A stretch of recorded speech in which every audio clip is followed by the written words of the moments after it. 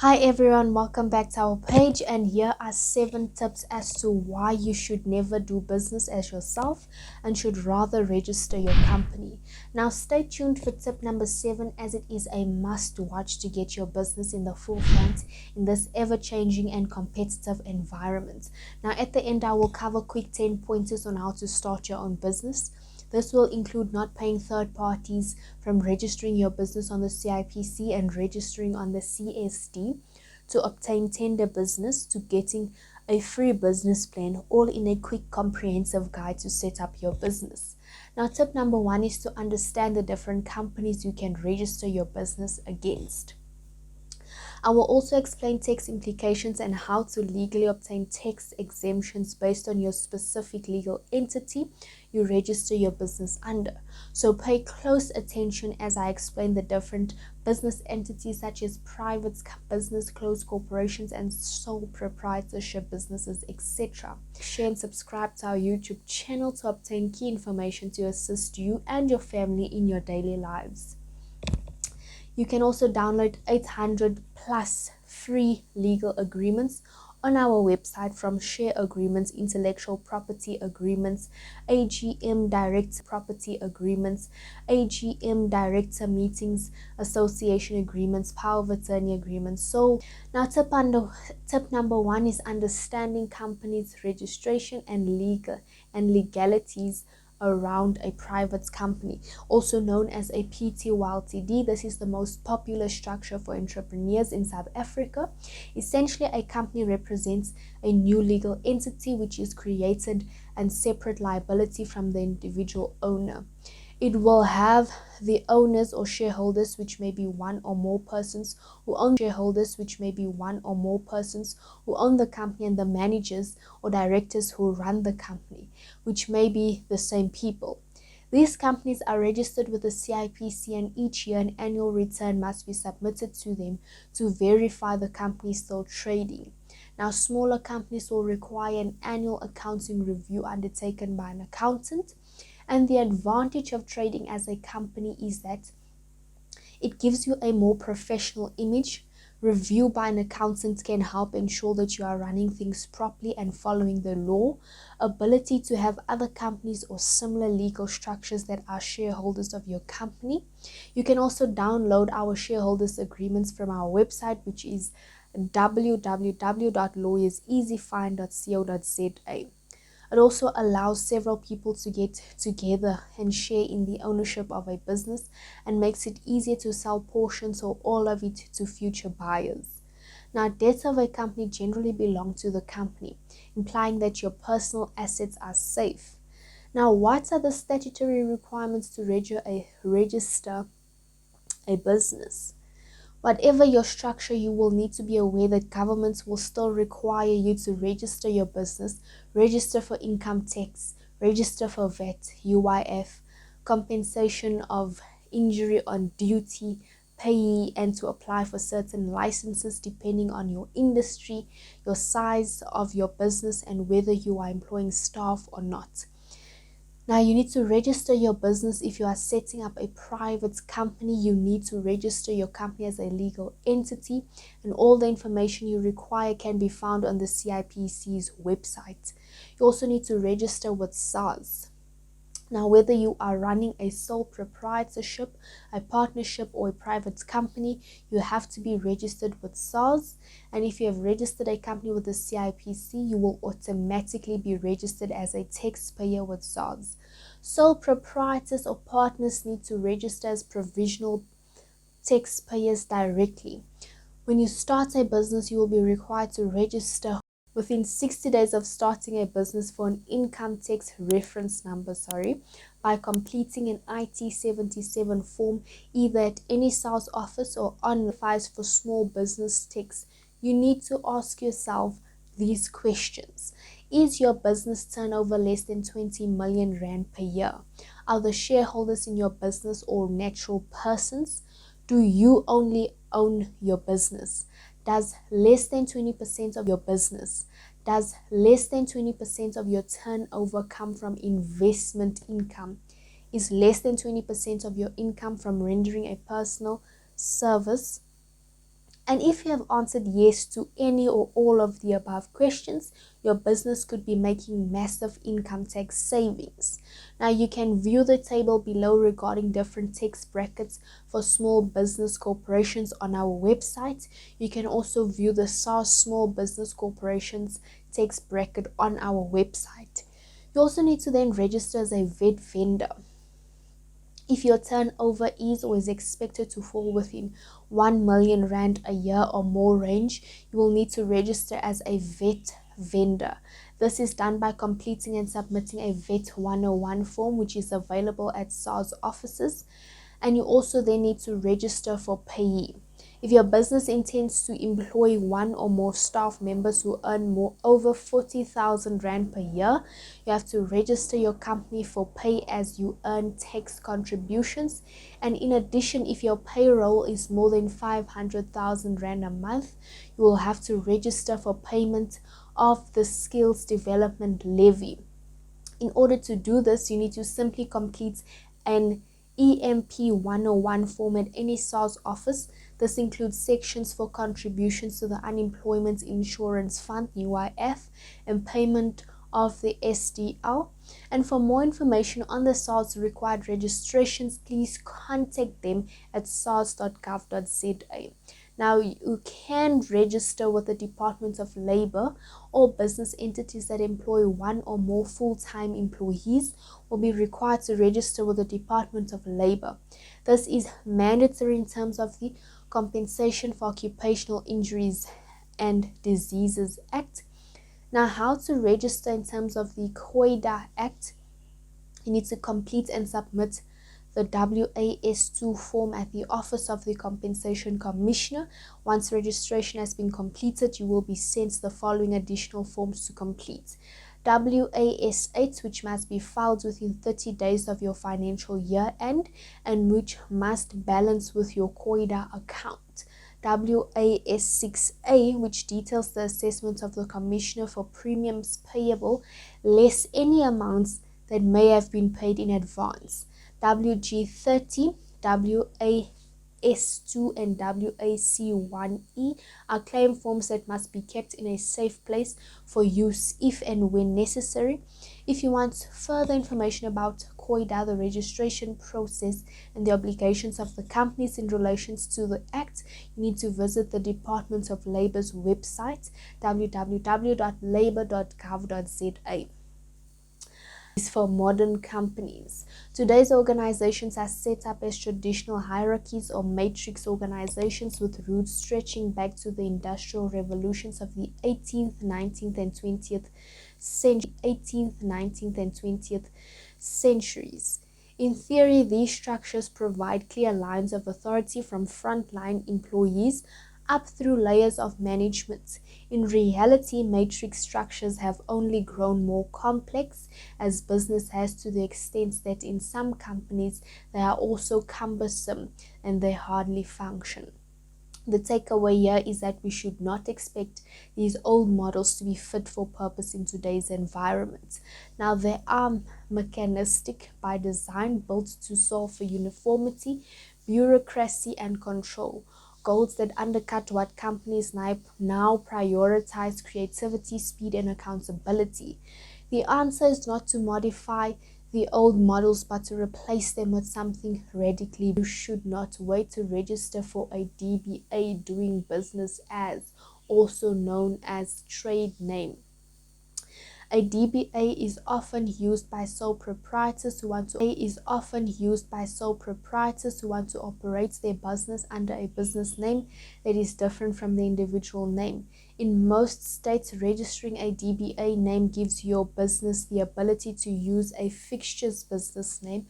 However, keep in mind that a DBA name is not the same as a legal business entity, and it does not give you the same liability or legal protection. Without a DBA name, you cannot open a bank account specifically for your business. That means credit cards will be in your name instead, and your customers will have to put your name rather than the company's in the pay to the order of line of their checks. While that may not seem like a big deal, not having not having an official account for your business can shake consumer confidence and makes tracking business expenditure much more difficult. Consumer protection laws in many states also require that anyone who is conducting business under a name that isn't their own has to register for a DBA name. So having one on record helps ensure that your business is on the right side of the law. Any application you send into the government will also have to have your business official name on it unless you file for a DBA name. That official name is simply for your name, meaning any permits or licenses granted without a DBA name on records will have your name on them instead of the businesses. Legal name versus trade name, the pros and cons hereof. Now, typically a business will have both a legal business name as well as a trade name. The legal one as well as a trade name.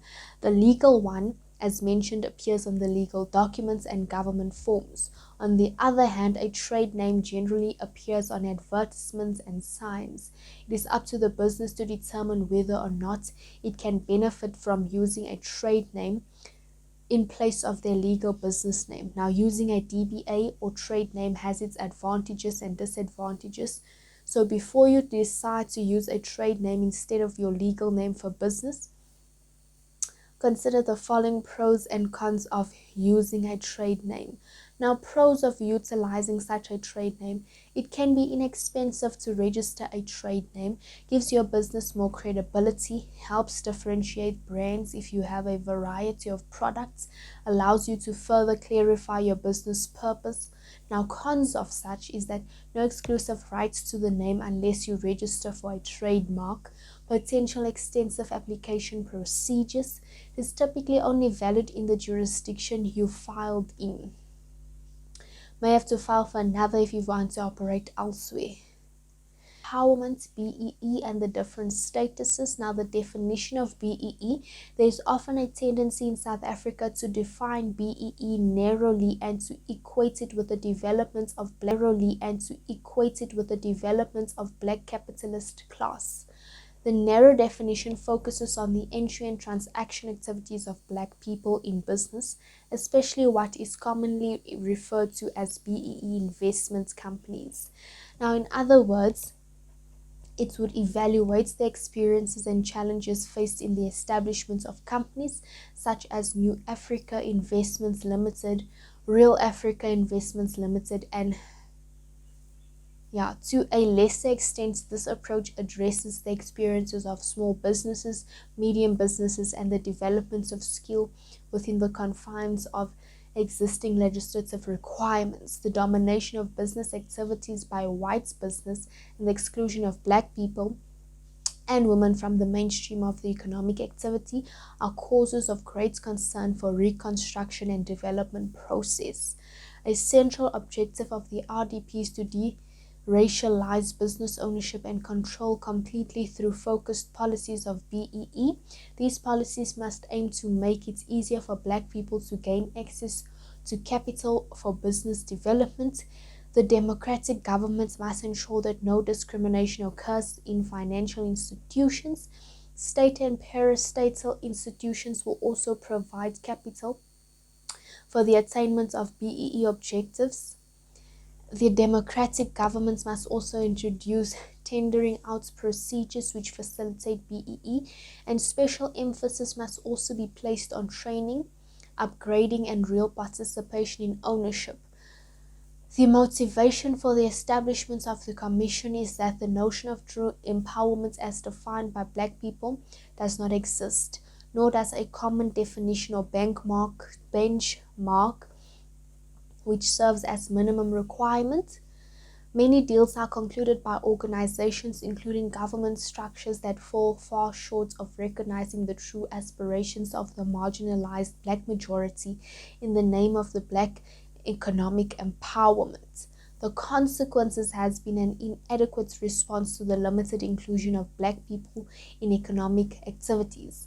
Now, the growth of black middle class and the black business strata since 1994 has been far from spectacular. There's been a marginal increase in the number of black managers in the private sectors over the past 7 years and barely any evidence of black people in controlling positions in capital, with the exception of public sector, including parastatals. The broader definition, which is the approach the Commission anchored its research around, argues that the fundamental crisis in our economy is that black people remain excluded from financial and economic resources. BEE must incorporate comprehensive strategies which are aimed at increasing access to productive assets while simultaneously ensuring the productivity of those assets. BEE should therefore seek to promote new opportunities for and increase the levels of participation of black people in the ownership, management, and control of economic activities. Strategies should support individual entrepreneurs as well as social and collective capital. Social responsibility. Any attempt to define CSR should in the first instance recognize that the definition can differ from society to society, can be influenced by factors such as culture and belief. This variability contributes to the inability to formulate a single universally accepted definition. Now, the South African position serves as an excellent example. Local businesses are not totally comfortable with the use of the term CSR, possibly as a result of a negative perception of the notion of responsibility, and prefer the term corporate social investment. However, a good case can be made for the view that CSR and CSI do not have the same meaning, and that one is a consequence of the other due to an acceptance of social responsibility. Social investments are made. Furthermore, it appears as if the legislature is not comfortable with the use of the term CSR either, and has preferred to use the terms such as CSI or socioeconomic development. Elite transformation via black economic empowerment. Whenever CEOs of companies chat and the term black economic empowerment or BEE is brought up as a topic, it gets closely linked to tenders and government opportunities. The strict criteria is vital for the tender proposal, and one of the strict criteria is a registered business with CIPC.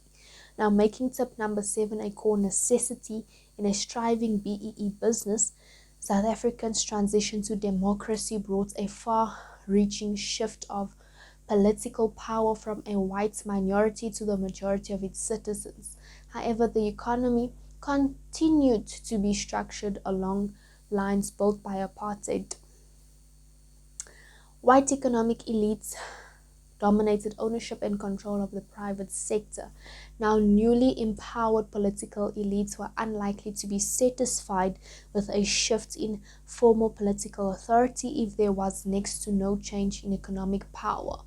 On both moral and pragmatic grounds, the status quo of South Africa's economic power was unattainable. The generic to which the business complies with BEE measures Section 9, subsection 1 of the BEE Act authorizes the Minister of Trade and Industry to issue code of good practice to promote the purpose of the Act, which codes may include indicators used to measure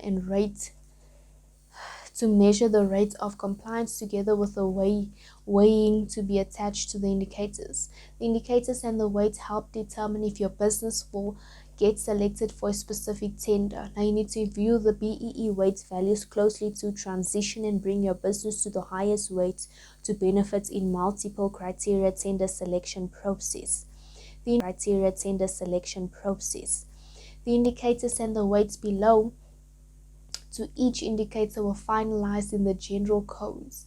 The indicators used to measure compliance are set out in the generic scorecard, include amongst other factors ownership, management, control, employment, equity, skills development, preferential procurement, enterprise development, and socioeconomic development initiatives.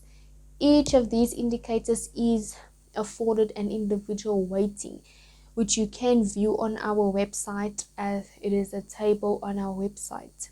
Now, based on the overall levels of compliance with these indicators, a measured entity receives a particular BEE status and subsequent BEE recognition level.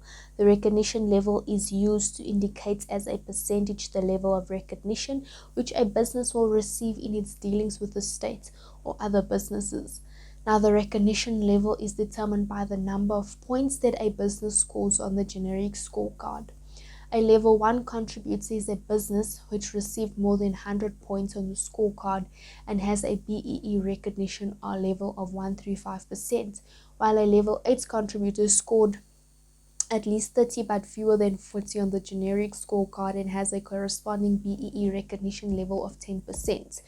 The BEE status of the business will in certain instances be used as determining criterion for the issuing of licenses such as mining licenses, concessions or other forms of authorization.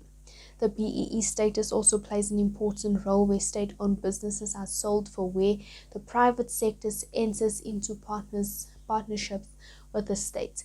A contract between the state and a private business would in all likelihood be awarded to a level 4 contractor rather than for instance, to a level 6 contractor.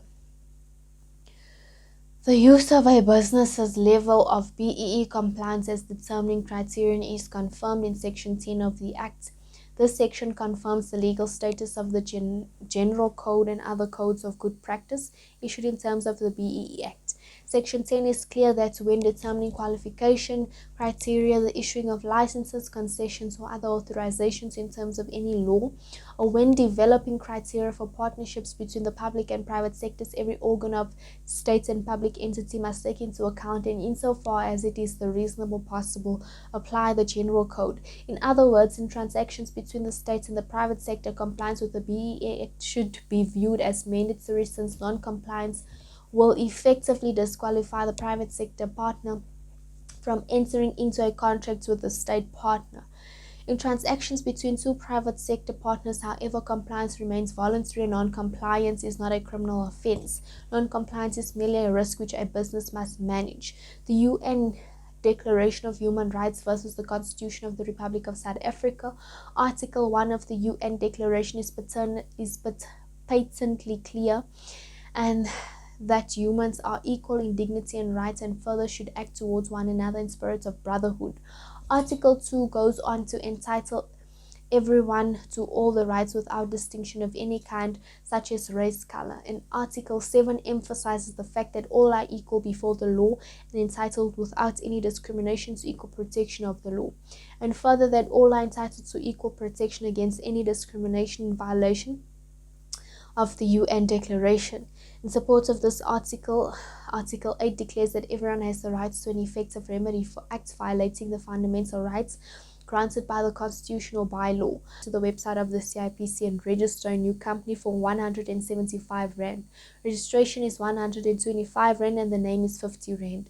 Number 2, you go to SARS, do a tax clearance for free, book an appointment to avoid waiting in line. Third tip, open a business account. Most banks have a starter account with monthly fees less than 500. Tip number 4, go to your nearest Seda, ask them to do a business plan for you for free plus other training that might be relevant to your field. Tip number 5, go online, register on the CSD for free.